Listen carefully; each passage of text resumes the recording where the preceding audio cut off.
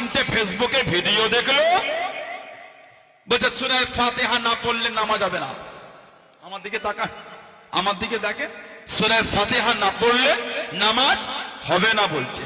ওটা আমরাও বলি, বলছে না ইমামের পিছনে সূরা ফাতিহা পড়তে হবে। তাহলে এবার বলে ইমাম যখন রুকুতে গেল, রুকু আমরা অনেক সময় ইমামের সাথে রুকু থেকে মিলিত হয় না, এটা আমার দিকে তাকান। আমার অনেক সময় ইমামের সাথে গিয়ে রুকুতে মিলিত হয় না। রুকুতে ইমাম রুকু, আপনি রুকু থেকে মিলিত হলে ওই মুসল্লিরা সূরা ফাতিহা পড়বে কখন? তাহলে ওই রাকাতটা কি ওনার বাদ চলে গেল না রাকাতটা পেলেন উনি? বলেন, বাদ চলে গেল না পেলেন?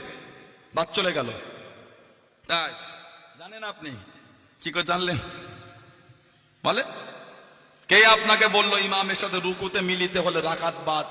কোথায় পেলেন আপনি?